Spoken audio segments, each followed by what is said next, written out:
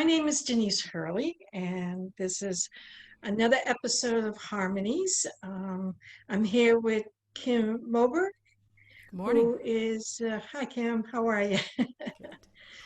Um, and she is a singer-songwriter, so she's here today with me to talk about what's going on in her life. So Kim, could you start off with one of your songs, please? Sure, I'd be happy to. Thanks very much for inviting me on your show. I'm super happy to be here. This is a song I wrote. I lost my sister to breast cancer a couple of years ago, and when we got the word that her passing was close, I hopped a bus from Cape Cod, Massachusetts, where I live, to northern New Jersey, where she was, and hoping to make it in time to say goodbye. I didn't, and this song is about that. It's called Angels Fly.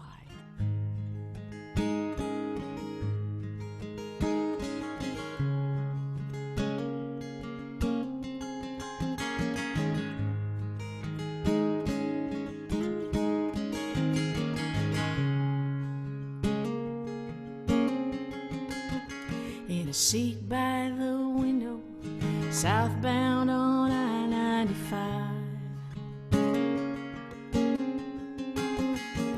Praying the driver will get me to you in time.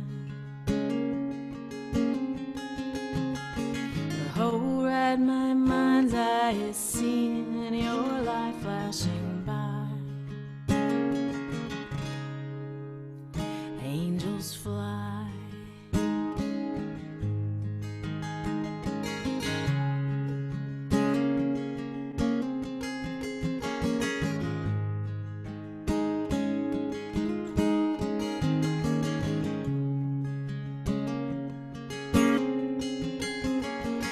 Things I remember, too many to share in these lines. More than the markers of the miles I count rolling by. My heart is breaking 'cause you won't see 49. Angels fly. More than a sister, a daughter, a partner, so much more than a friend. And though I was older, you were the wiser, 'cause you knew that in the end, angels fly.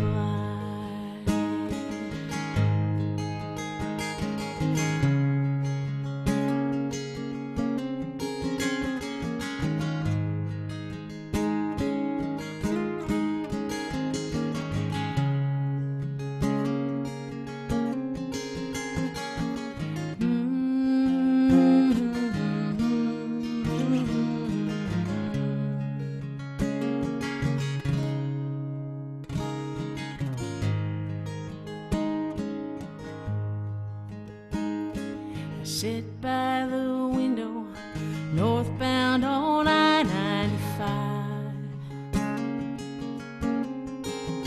The ring on my finger, proof that you walked in this life. Now that it's over, I can't even whisper goodbye. Angels fly.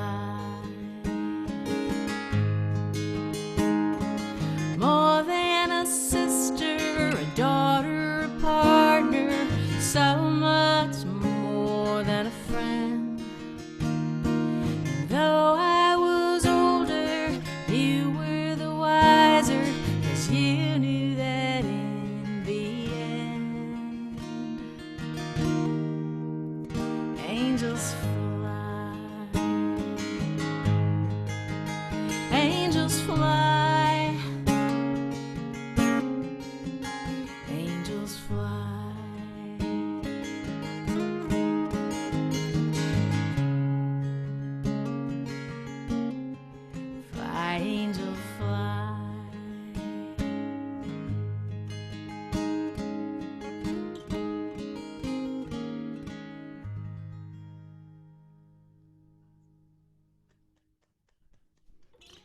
Thank you. Oh, you're quite welcome. My, that was gorgeous. Thank you very much. Very, very nice. Hmm. Okay. So Kim, you're a singer-songwriter in this region, I understand, locally. Yes, yep. I perform throughout New England. Well, I did before the pandemic. Right. And interestingly enough, with the pandemic, the kind of one of the pluses is live streaming. And I've been invited to do some live stream shows. For instance, a couple of days ago, I did one with my friend Grace Morrison at a music series in Tucson, Arizona, which, probably wouldn't have happened, otherwise. So, Right. Right. So this whole experience has opened some doors for you. a little bit. Uh, yeah, interesting. Interesting. Um, so can you tell me a little bit about your journey as a singer-songwriter? How did you start and what have you been doing? Sure. Well, my mom was a classical pianist. Hmm. She was born in Juneau, Alaska, as was I. And we are both native, Tlingit is the name of the tribe Okay. from southeastern Alaska. And she was a classical pianist from the time that she was 6 years old. So music was in our house always, always growing up. And she was a lover of all genres. She loved jazz, she loved rock, she loved singer-songwriter. And so when I was about 14 years old, she wanted to earn a little bit of extra money, so she opened up guitar lessons to the kids in our neighborhood. She taught herself to play guitar and decided to teach the kids in the neighborhood. And to earn my lessons, I had to type up the lyric sheets, for the other students, Sure. And I took a year of guitar from her and kind of been self-taught since then. Okay. And I learned to play strumming along to my favorite singer-songwriters, Jackson Brown and Carole King, James Taylor, folks like that. But I had really bad stage fright. My mom was a ham, and she loved being in front of people, but I did not inherit any of that. At least for a long time in the beginning, I had just really debilitating stage fright. Okay. And couldn't perform in front of people, even though it was something that I really, really wanted to do. And, I went along, and music was my hobby, Hmm. and my guitar was my buddy during the really lean, kind of poor times. And I had a career in the banking industry for a very long time. And, got married and raised our kids. And in 2008, I want to say eight, maybe a little bit later than that, no, probably 2010, bought my first real good guitar.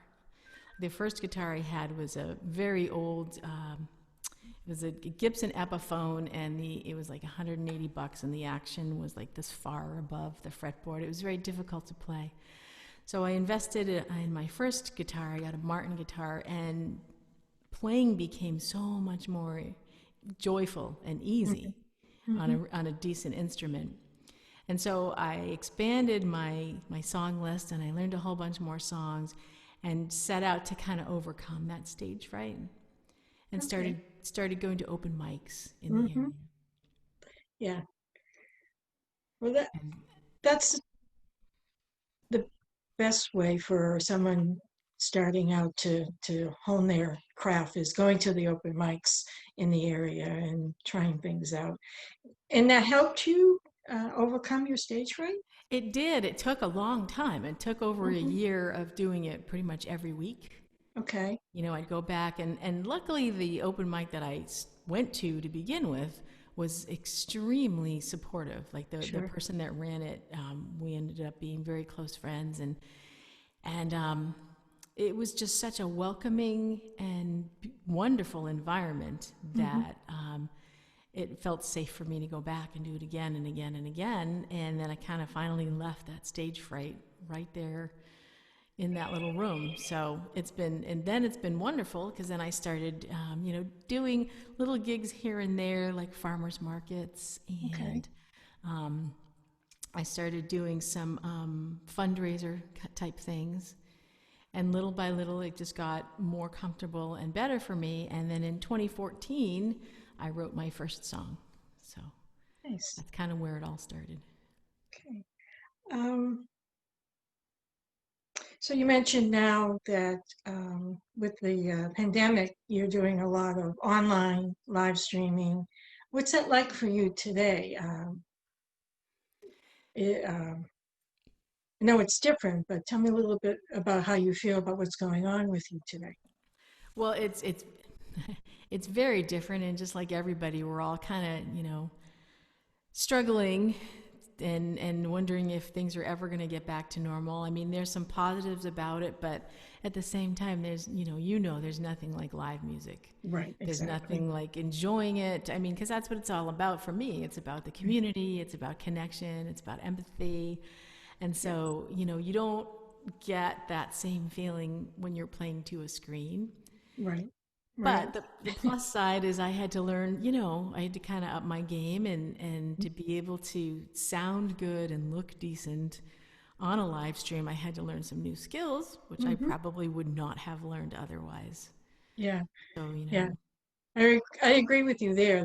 The Zoom is something I started learning more about just so I could do these interviews yeah. and do other kind of interviews. So it's been fun to learn the new technology that we have. But and I agree. I run a music series, and it's tough not being able to start it this fall. So we all have to kind of wait and see what's next. But so okay. But it is more difficult. The difficult part, of course, is trying to earn a living doing it. Right, That's exactly. it's satisfying to be able to have that avenue, of live streaming to go and perform and connect with people. But my calendar just went blank like Yeah, everybody else's. yeah. So, um, so you do see. I mean, I'm hopeful that perhaps by next year we'll be back to some kind of normal. And um, will you still include the live streaming as well as the live performances? Do a little bit of both. I think a lot of people are leaning toward just that. Hmm. I'm stay connected with a lot of music friends and people in the industry that that are at all levels, technical people, musicians, and this group of people that I meet with each week. We all kind of seem to agree that live stream is definitely here in one form or another to stay. Even when people get back together. You Hmm. know, and it's making a lot of musicians that I know almost kind of rethink a little bit how they're going to be presenting their music later on, because touring can be very tough, can be very Yes. tough.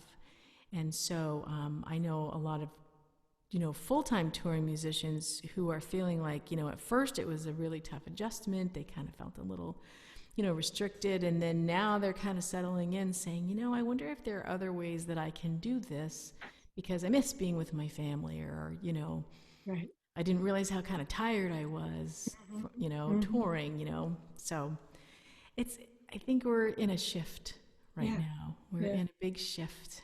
Yeah. I agree. Um, Now I saw that you are involved with RISA. Rhode Island Songwriters Yes. Association, yes. Can you talk a little bit about that?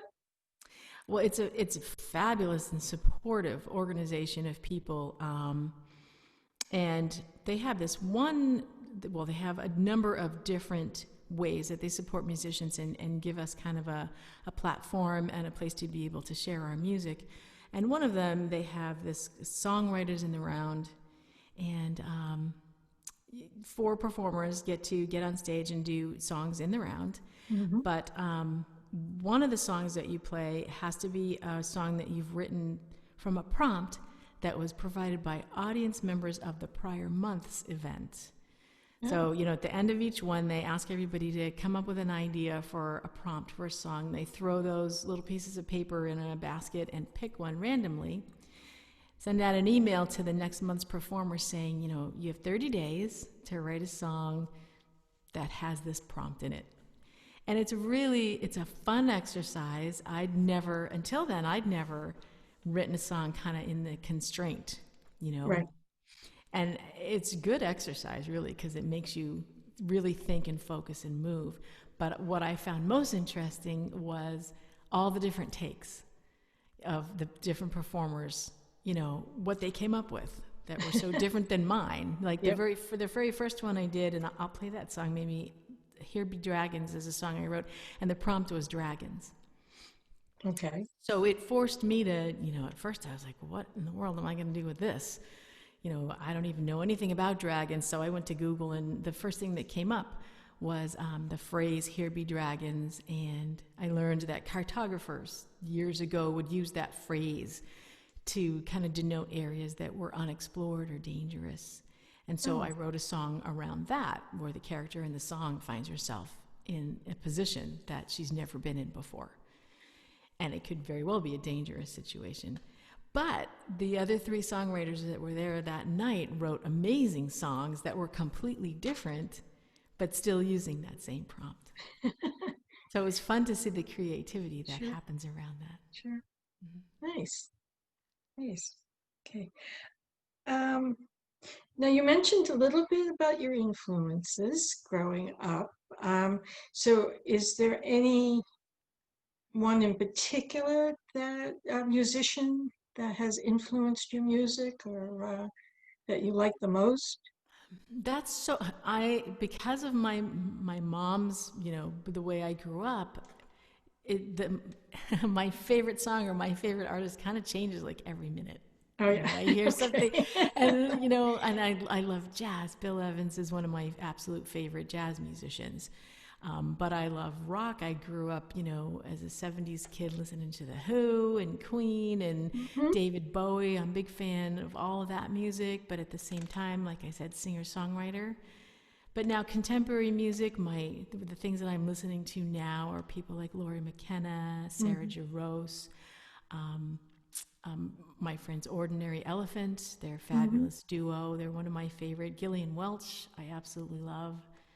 Okay. So it's all over the place. All over the place. All over Okay. the place. Okay.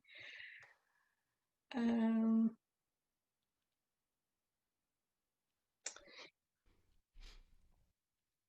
can you talk to me about your song Josephine?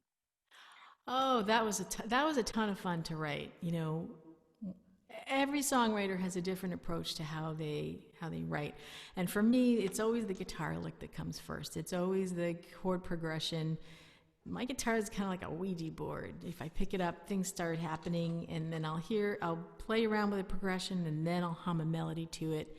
And then the lyrics are always the hardest for me. That's the one that takes the most amount of time, because after I get the melody and the guitar part, I sit there and have to think, what in the world is this song actually about?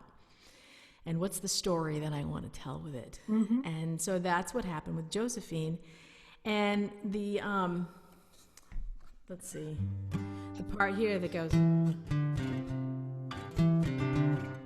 the bass part, that 1, 2, 3. In my head, for the longest time, I thought that was going to be, it fit Josephine, you know, the syllables. But I actually don't sing it to that. But once I heard the Josephine, I'm like, oh, this has to be about my great grandma Jo, Okay. who I absolutely adored. And she passed away when I was about, I want to say, in my early 20s. And she was in her 90s, but she was a spitfire of a woman. You know, she really had a lot of spirit, and she had a great sense of humor. But she had a very, very tough life, a very tough life. Hmm. So the song is about her and her 3 marriages. So Okay. yeah, but it was a ton of fun to write. And then I started playing with my good friend Heather Swanson about 3 years ago. She's a fabulous violin fiddle player, and you know she came up with a really great riff, a fiddle riff for that tune too. So it's been a lot of fun. Yeah. Okay. Um, So going forward, do you have any projects in the works that we should know about? Well, I do a number of things locally, and one of the things I'm going to be working on coming up is here on Cape Cod, in the town of Sandwich. I had founded the Sandwich Porch Fest, which is an event that's going into I think its fifth year this year. And, it stemmed from seeing other porch fests, Hmm. around the country, and particularly one here on the Cape in Wellfleet that I had been invited to perform at. It's a number of musicians, and you play old fashioned, porch fest way, the way they used to, completely unplugged on people's porches. And the community gets to just walk through and stop and listen to musicians throughout the afternoon. It's a lot of fun. And so I brought the idea to the Sandwich Arts Alliance, which is an Okay. organization I belong to here on the Cape, and presented it to them. And they said, "This sounds like a great fit for our community. Let's do it." And it's gotten more successful each year. Last year we had almost 3,000 attendees come, and it's fabulous. There were 20 musicians on 20 different porches in historic Sandwich, so it's a Okay. beautiful setting. But this year we're going to be bringing it online. So that's what I'm going to be working on mostly for the next probably month or two. And I have a bunch of new songs. So I'm trying to finish writing the other probably five that I have partially done and working towards another recording project too. So your new songs, where did you get your storyline for those songs coming up? Can you talk a little bit about that? Well, yeah, a couple of them. Like there's one that's called "I'll Always Be a Friend," and Okay.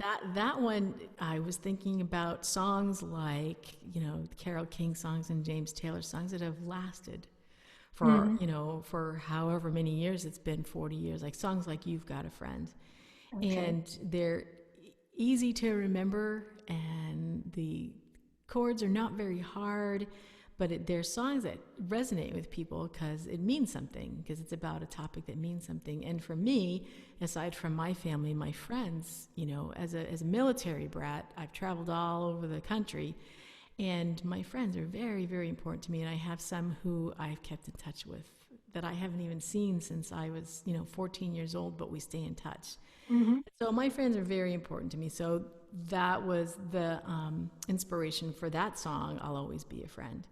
And it's really just a simple but heartfelt song about, we're going through tough times, but I'm here and I'll always be here. So that's one of them. And there's another one that I just finished called "Brimstone and Fire." And it's Oh, actually the story of Moses. It's about Moses. okay. Yeah, Moses on the mountain, because I was sitting there thinking, the political times that we're in right now, and we're so divided as a country, and there's so much bad feeling out there. And I'm thinking, if Moses was around today, if he just walked in everyone's life today, Hmm. how would that story pan out? Would it be something that lasted forever? Probably not, So it made me think about that, and, I wrote that song. Okay. Um, I read that you like to really give back to your community with a lot of different charities and fundraisers. And I mean, we talked about the Sandwich Area Alliance, and then the Craigville Coffee House open mic. Is Great. that something you started as well? It is. And then the other one was Vinegrass, which I thought was very interesting. Well, I didn't start that. Okay. That's an organization that's founded by musician Monica Rizzio Okay. and her husband Pete Fasano. And I do work for them. I Okay. volunteer for them, and I'm on their board of directors. But she had founded that organization to help provide money to students who want to study music. So it's a Hmm. really, really good organization. Okay. Yeah. And and then the Craigville open mic, that Craig, was just something, obviously that's not happening right now, but was that something that you wanted to do. Is that the one you talked about that you went to that was welcoming, or is that a different one? No, the one that was welcoming was at a local restaurant called the Harvest Gallery Wine Bar, and it Oh, used to happen every Wednesday night, mm-hmm. and it was hosted by my friend Kathleen Healy. Okay. And but the Craigville Coffee House open mic I started about, I want to say, 4 years ago. Four Mm-hmm. years ago, because I got my start. I lost my stage fright, through open mics, and I wanted to Okay. be able to give back and provide the same kind of setting and environment for other people in my own town. Okay. Because the Harvest one isn't in my town. It's about 25 minutes away from me. Okay. So I wanted to do it here in my own town, and I approached the library, and asked them if they'd be willing to host and give us a place to play, and they were all for it and said yes, absolutely, go for it. So I'd bring my equipment once a week and did it, totally pro bono. Didn't get paid for it, Mm-hmm. and it's just to be able to provide a place like Harvest did for me. Yeah. Did for you? Okay. Mm-hmm. So, have you discovered anybody there? There have been a number of talented people of all ages. Actually, Sure. the first open mic we did, we had the youngest was an 8-year-old boy who performed, and the oldest was a woman who read poetry in her 80s, and it was just fascinating to Yeah. me. How many people. I feel like I live in a small community, but there was a lot of people that would come to that open mic that I'd never met before and didn't know. So it was really interesting to see. And it was all ages, all levels. We had, my friend Misao Koyama is a classical jazz pianist, and she brought friends and people and connections she knew. So we had, you know, 10-year-old violinists come in and play classical music, and we had Yes. people in their 60s playing, cover songs that their favorite cover songs. So it was really a lot of fun. It was a lot of fun. I miss it. Yeah. You know, it'll come back. It will. It will. I It agree. will. So, okay. You have a new album, Above Ground? I did. So, Above Ground is my first one. Let me oh, grab. your first one. Okay.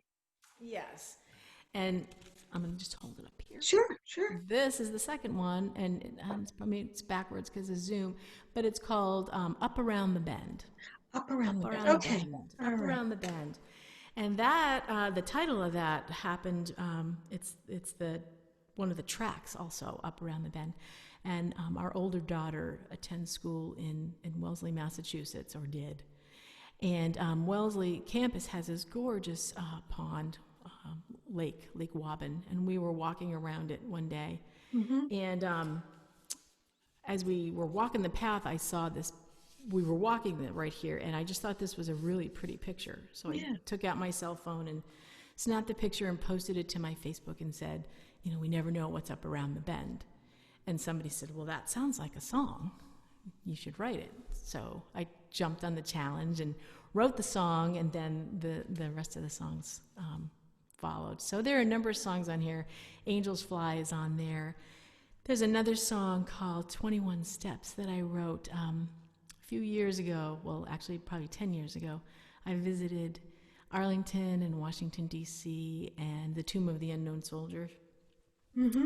and was very, very moved by the dedication of the guards, the guys and the women who guard the Tomb of the Unknown Soldier.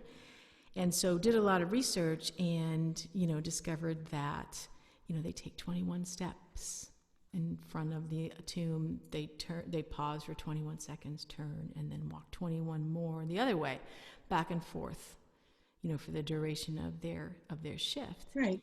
And so I wrote this tune called 21 Steps, Ballad for the Unknowns, and it's written to the cadence that the soldier walks, which is 72 beats per minute. Okay. And each of the two sections of the chorus contain 21 syllables. So it was kind of a fun writing exercise for me to do that, and it's a really cool song, actually. Okay. So, right. Well, I want to thank you for being on my show. Is there anything you'd like folks to know about? Anything coming up on your live stream or, concerts on Zoom or I anything you try. want people to know? I love it if people would come and sign up for my newsletter on my website, which is www.kimmobergmusic.com. And I don't send out a ton of newsletters, maybe once every quarter, but when I have, shows coming up, I'll send out a reminder. And also, if you visit my Facebook page, Kim Moberg Music, I try to do live stream. I've been trying to do it every other Wednesday Okay.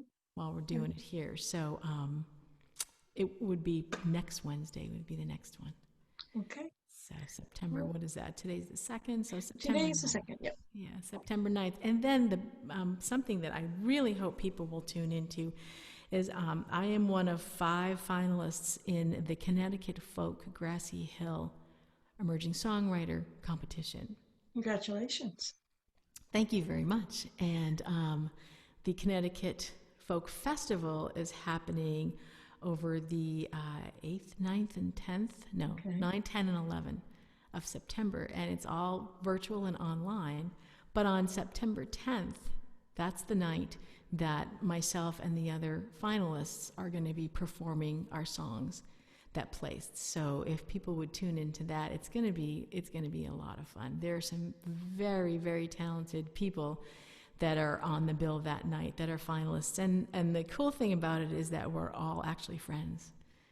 So it's a very like a supportive, it's not a competitive competition. It's more like, let's get together and play our songs. Right. Nice. Uh-huh. Yeah. Sounds great. Sounds wonderful. Okay. Could you play us another song, please? Okay, I'll play the Here Be Dragons song, okay? Oh, excellent.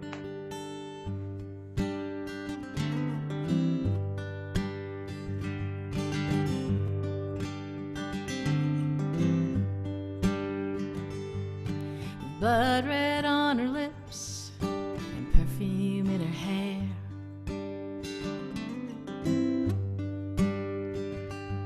Well, tonight she'll be a sinner or an angel in despair.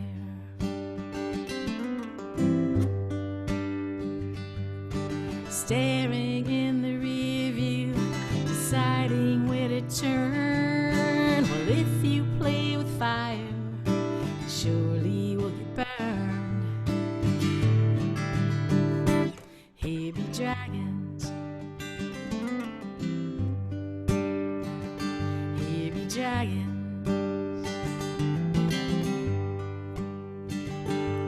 Well, she always does the right thing, and she always keeps her word.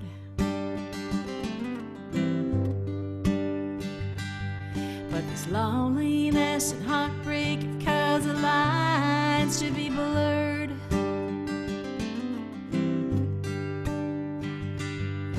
His eyes call from the border at the point of no return, sparking that old fire she welcomes in the barn. Here be dragons. Here be dragons.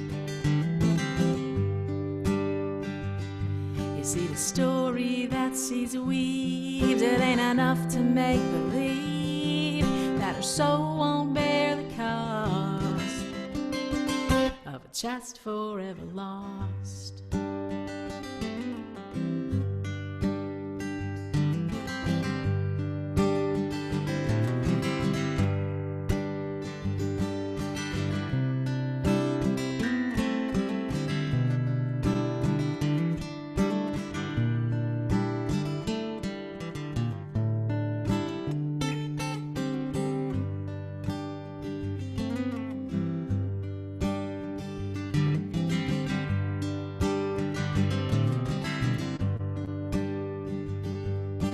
She unlocks the back door, heads on up to bed.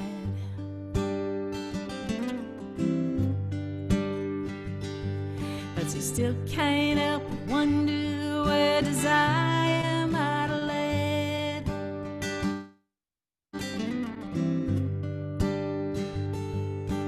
Knowing that forbidden fruit won't satisfy the yearn, yet the taste of sweet temptation, it lingers and it burns. Heavy dragons, heavy dragons, beware the dragons. Slay the dragon.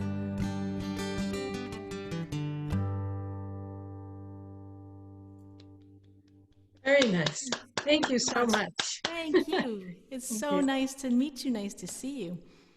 Very nice meeting you, Kim. Thanks again for coming on my show. And hope to see you in the near future.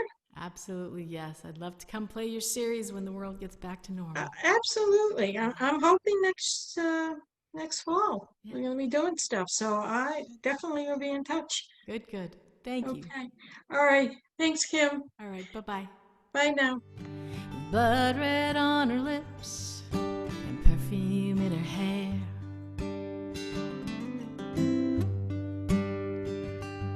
Well, tonight she'll be a sinner or an angel in despair.